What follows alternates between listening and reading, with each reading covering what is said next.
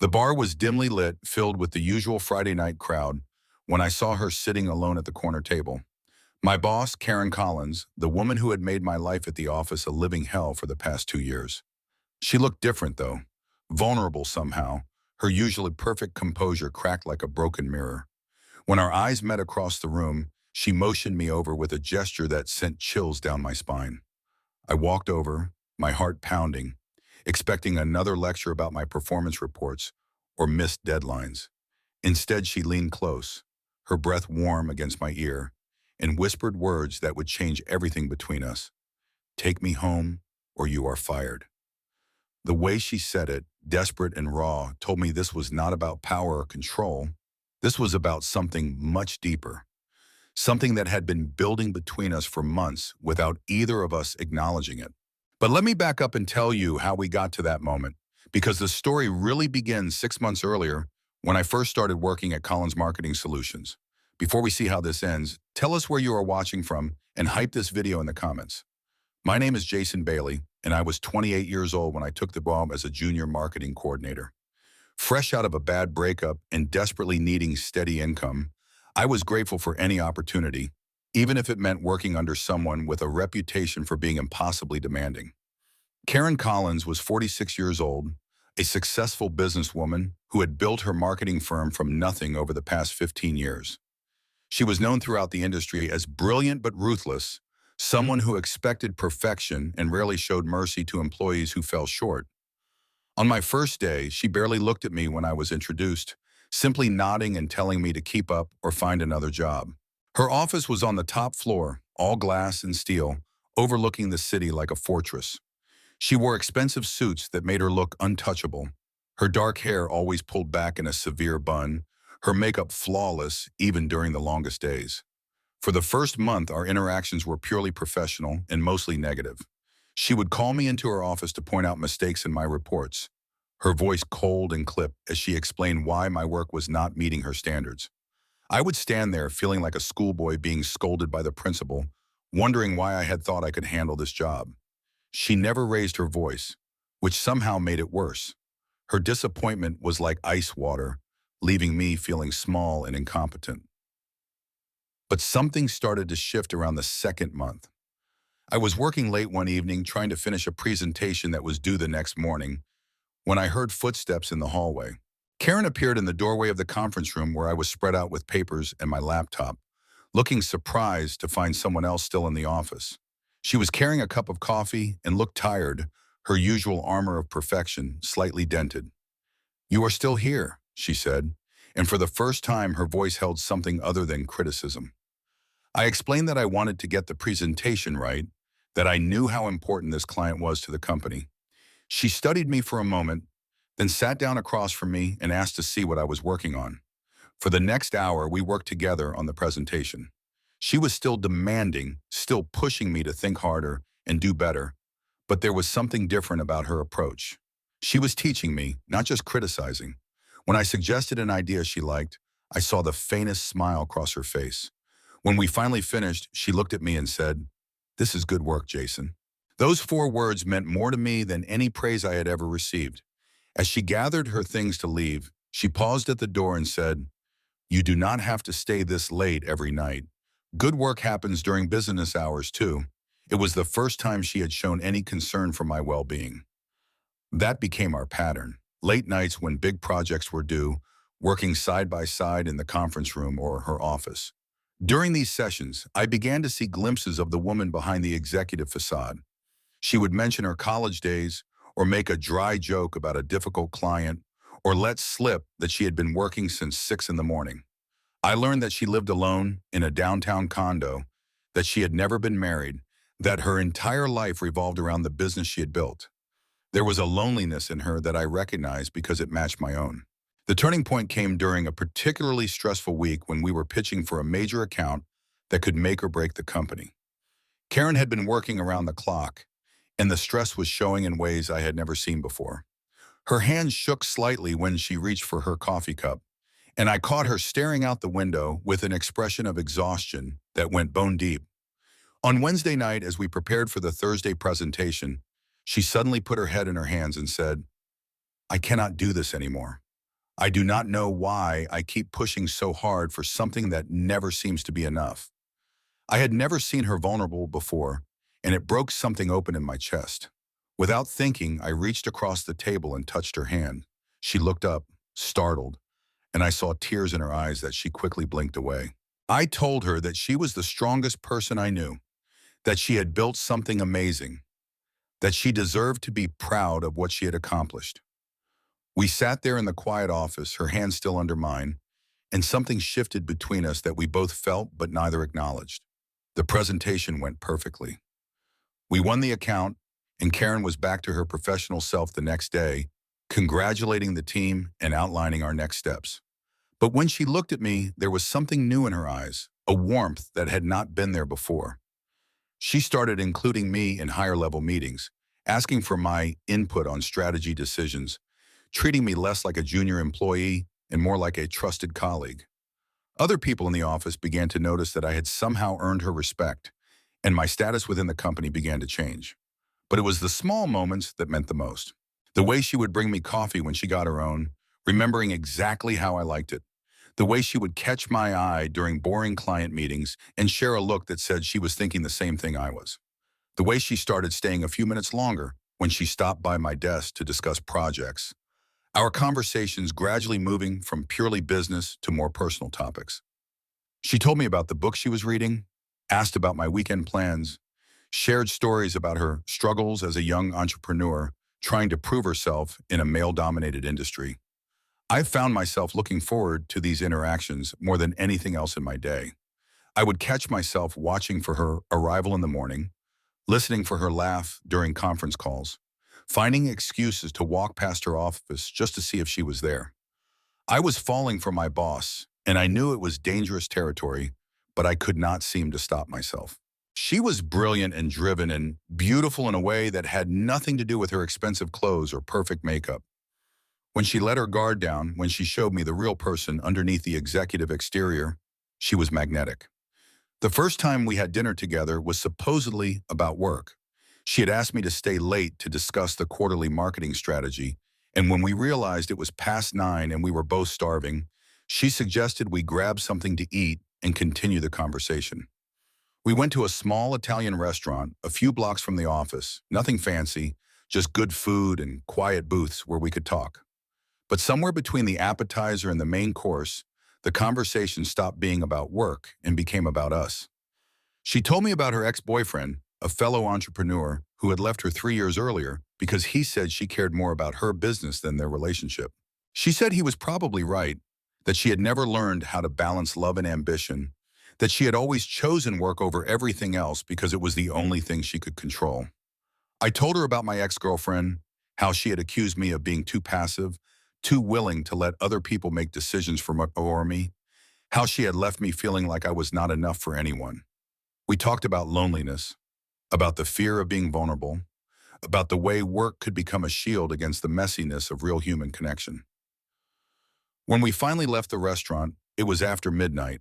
She offered to drive me home since I had taken the bus to work that day, and we sat in her car outside my apartment building, neither of us wanting the evening to end. The conversation had become quieter, more intimate, and I could feel the tension building between us like electricity before a storm.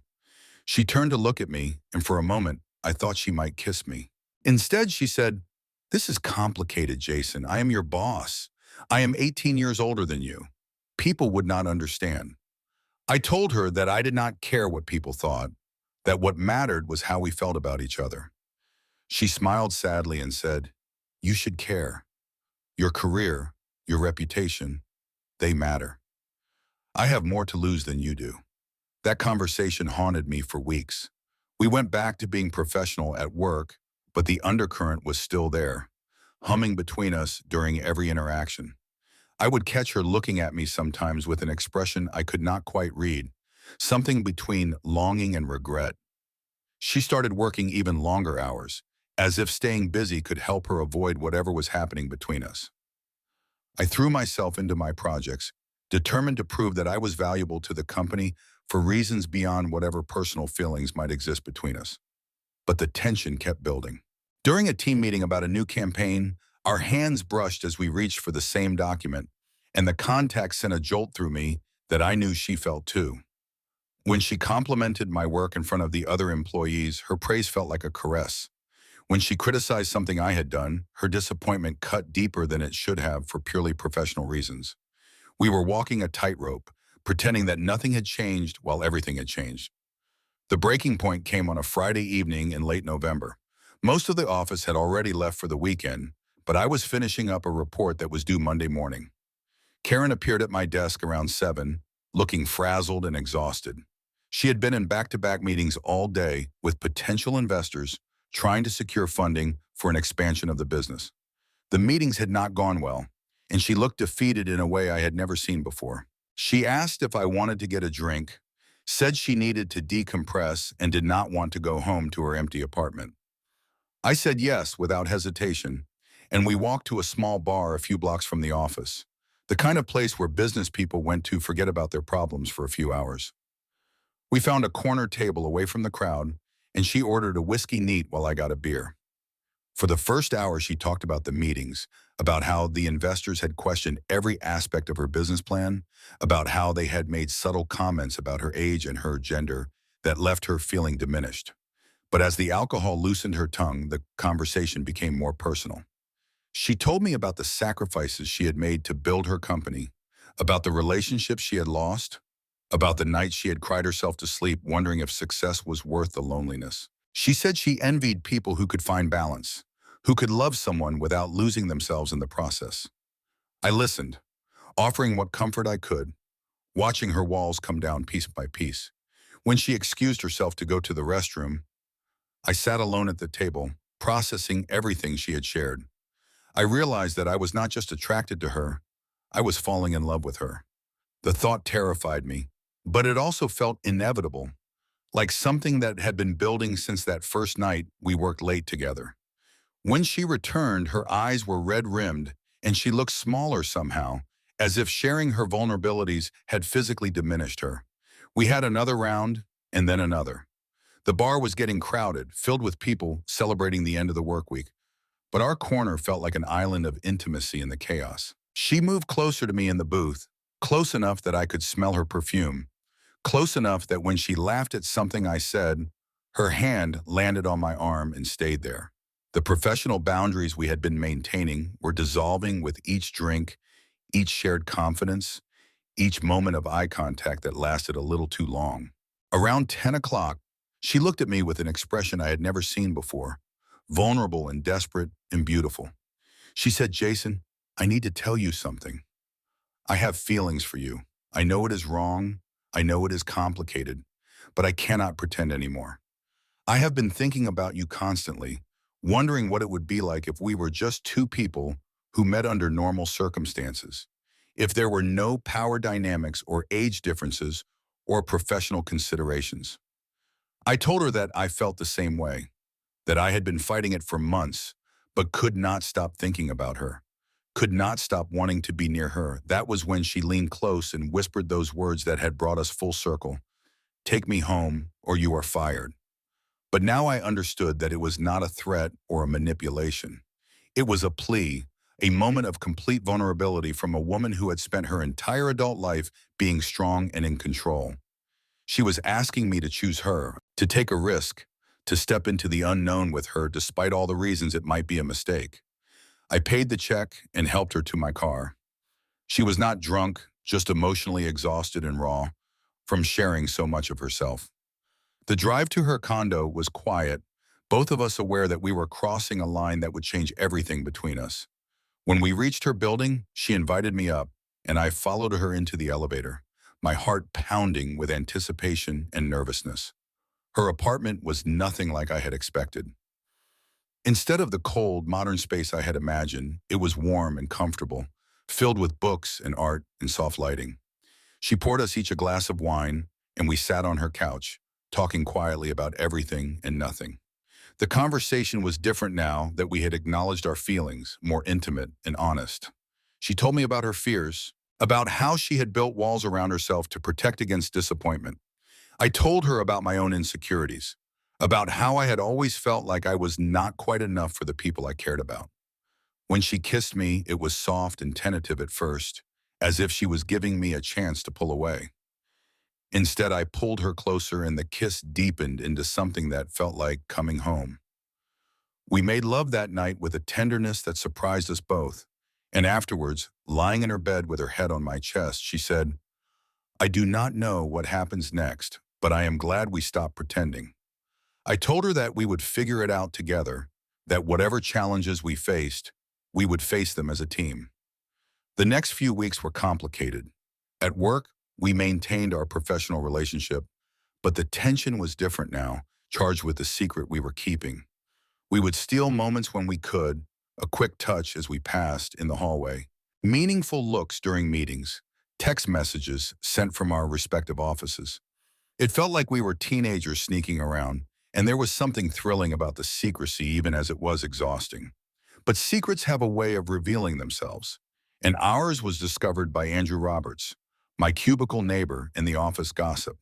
He had seen us leaving together one evening and had started paying closer attention to our interactions.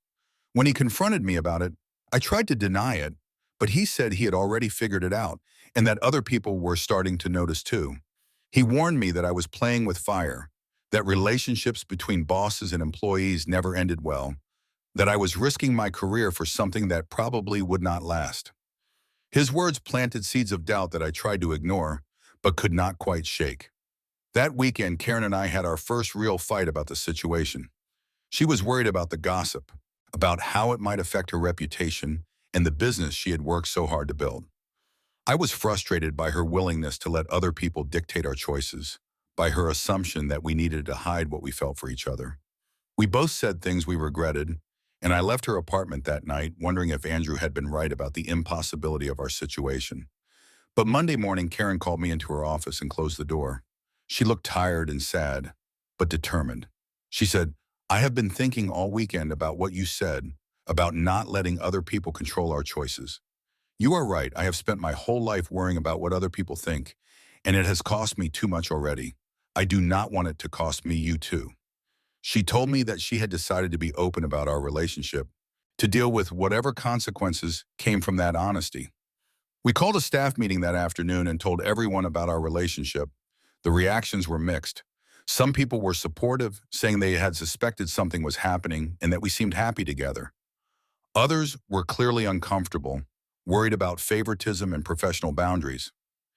Andrew made a snide comment about office politics that Karen shut down immediately with a look that could have frozen fire.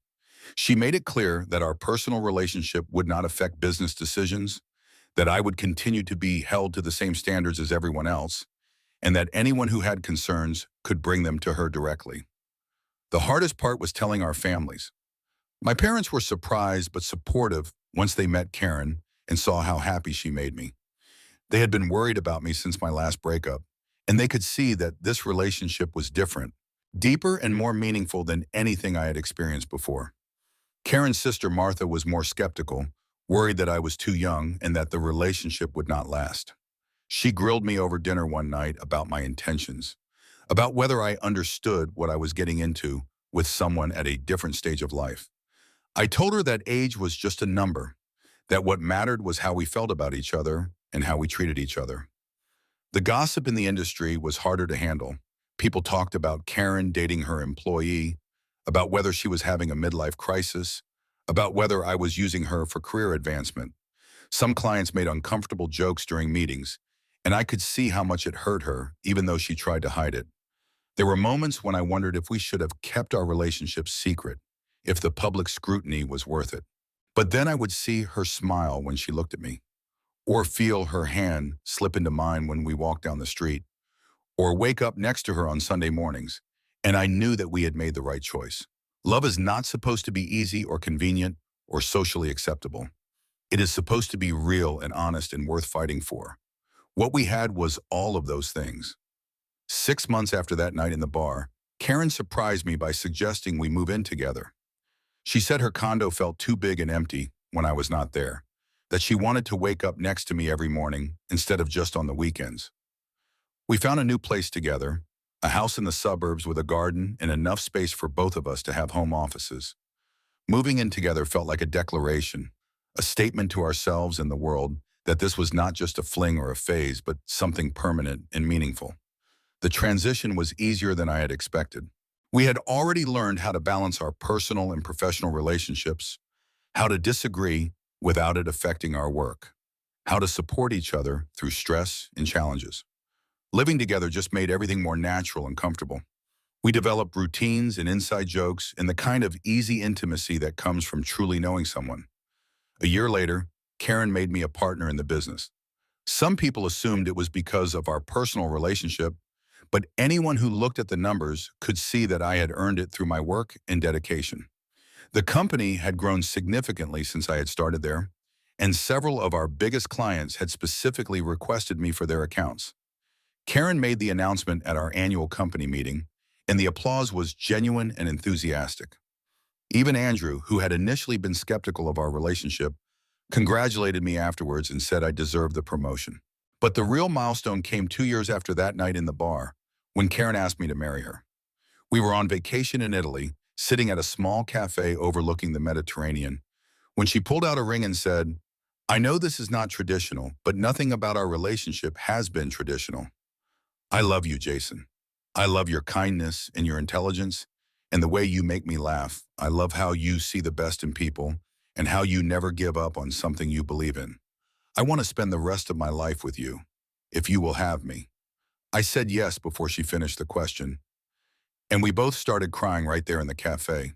The other diners applauded when they realized what was happening, and the waiter brought us champagne on the house.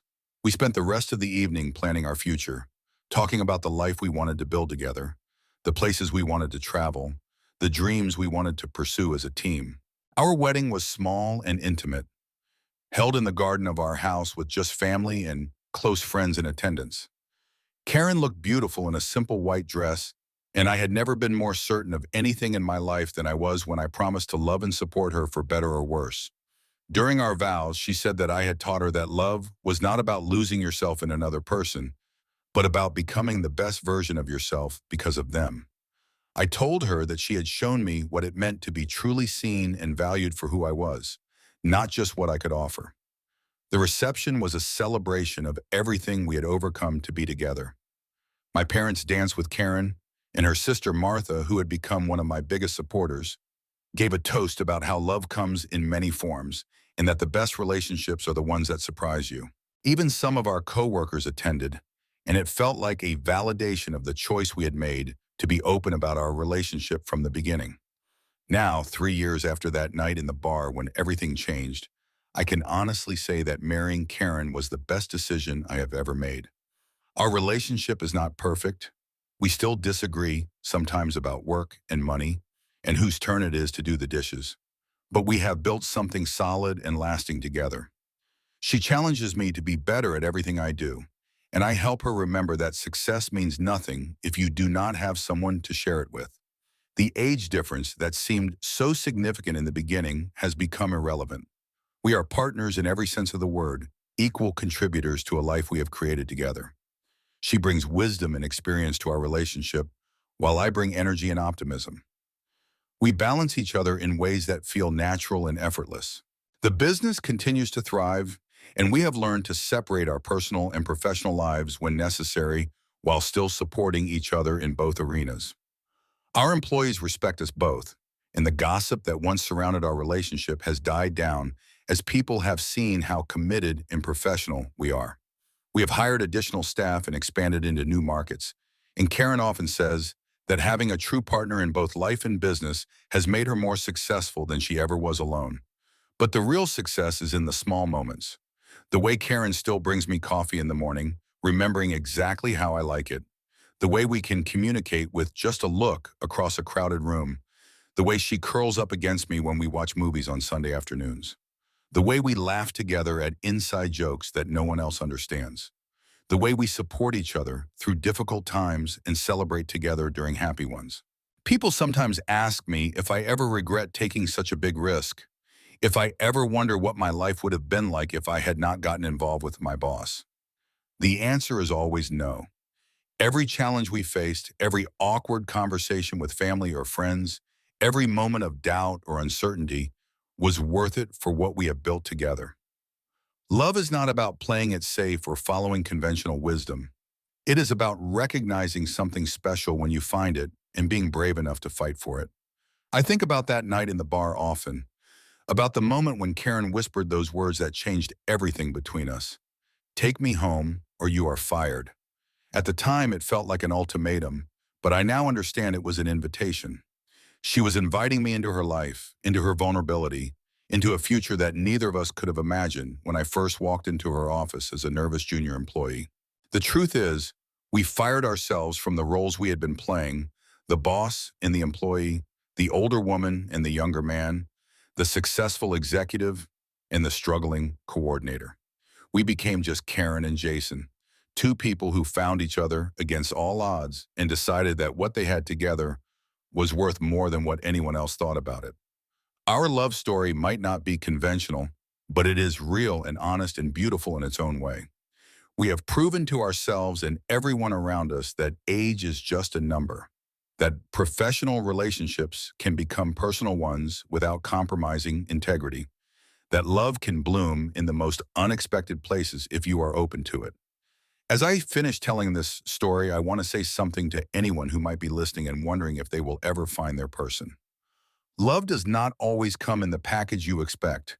It might be your neighbor or your coworker or someone you meet in line at the grocery store.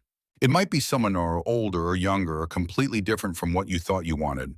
The important thing is to stay open to possibility, to be brave enough to take risks when something feels right, and to trust that real love is worth whatever challenges it might bring. If you believe in second chances and unexpected love stories, I would love to hear from you in the comments. Have you ever found love in an unlikely place? Have you ever had to fight for a relationship that others did not understand? Do you think age is just a number when it comes to matters of the heart? Please like this video if it resonated with you and subscribe for more stories about real love in all its messy, complicated, beautiful forms. Remember that you are never too old or too young or too broken or too scared to find someone who sees you for who you really are. Karen and I are living proof that the best relationships often come from the most unexpected places, and that sometimes the biggest risks lead to the greatest rewards. Love is out there waiting for you, probably in a form you have not even considered yet. Stay open, stay brave, and never stop believing that you deserve to be loved exactly as you are.